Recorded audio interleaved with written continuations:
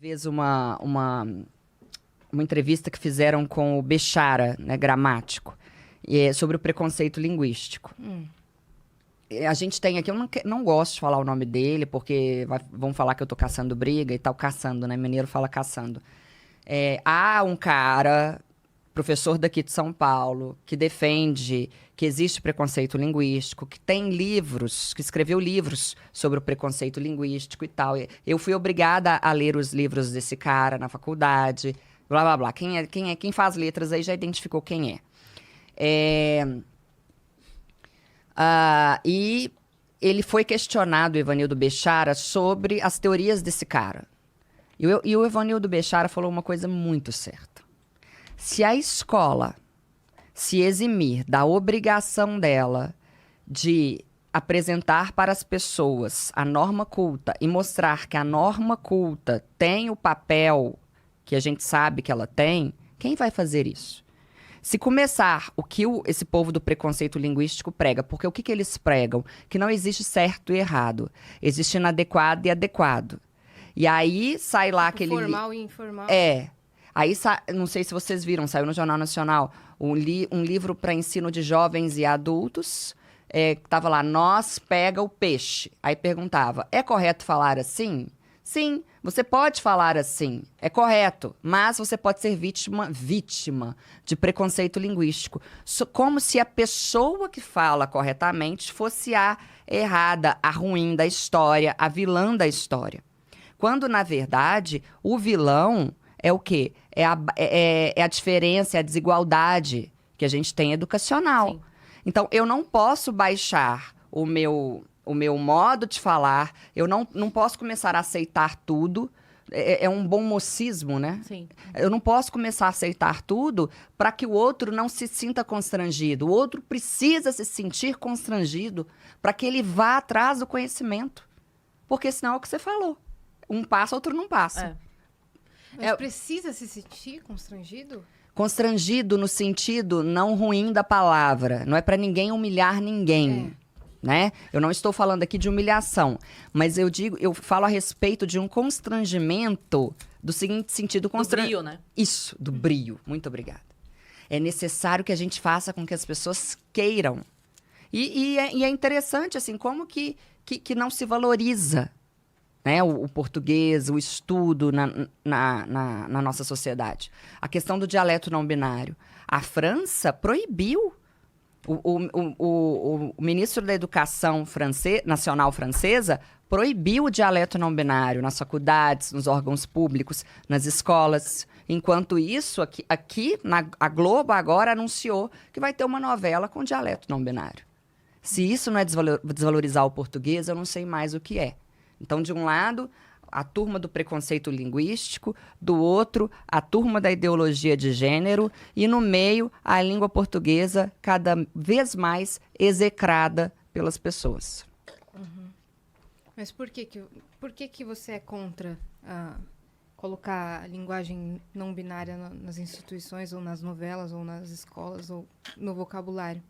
Pelo seguinte, o dialeto não binário... Ele se coloca como algo que inclui as pessoas, né? Que é para incluir os não binários. Sim. Os não binários não correspondem nem a 2% da nossa sociedade. Beleza. Já começa aí. Só que, na verdade, ele não inclui as pessoas. Ele exclui os cegos, que fazem leitura por meio de softwares. Ou seja, impõe-se um novo modo de falar a uma pessoa que já tem dificuldades linguísticas, né? Você precisa de um software. Se você pensar, por exemplo, nos surdos que fazem leitura labial, você vai impor a essas pessoas uma nova compreensão, né? Uma adaptação. E ele exclui também os disléxicos, na medida em que os disléxicos têm dificuldades, você sabe muito mais do que eu sobre isso, pedagogia, eles têm dificuldades severas com as trocas de letras e tal. Aí você vai lá e impõe mais uma mudança para essas pessoas. Então, 3 grupos que já têm dificuldades severas no que diz respeito à linguagem vão sofrer com o dialeto não binário. Mas você não acha que se a gente explicar para os cegos ou para os surdos ou para os disléxicos o porquê dessa mudança, eles não vão entender? Não, eles podem até entender, isso aí é de foro íntimo. O que eu discordo é da imposição do dialeto não binário nos órgãos, nas escolas, nas faculdades. As faculdades hoje, você é mais nova, você deve ter vários amigos na faculdade ainda, não sei. Você pode perguntar para eles. Eu recebo no meu Instagram todos os dias, sem exceção. Todos os dias no direct. Professora, a minha professora lá da faculdade manda e-mails, escreve no quadro, boa noite a todos.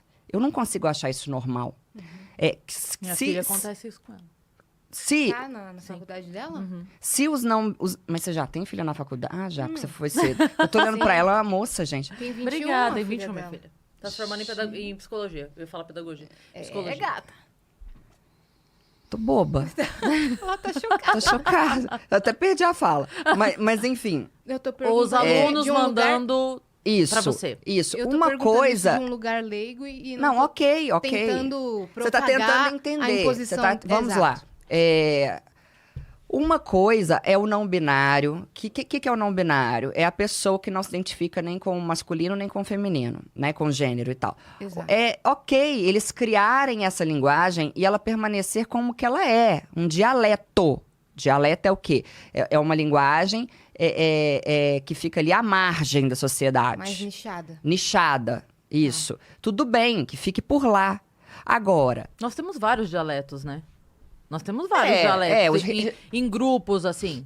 Se você pegar sim, a conversa de dos certos presos, grupos, você não vai entender. É. E é normal, né? do pessoal do rap, exatamente. Fora o regionalismo também, que é outra forma de falar e tal.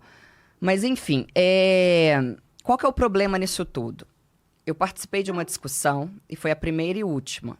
Eu até fui convidada a uma discussão pública sobre o assunto por um vereador. Eu falei com ele, eu tenho um compromisso, eu vou entrar, eu vou dar os argumentos e eu vou sair. Só que aí, né, a curiosidade matou o gato, né? Eu quis ficar só para ouvir o que eles iam falar. Os argumentos deles giram em torno do seguinte, que eles querem, esses professores militantes. Quem defende o dialeto não binário? Professor militante, não binário e simpatizante de causa LGBTQIA+. Não, minto. Vou falar de novo. Professor universitário defensor de...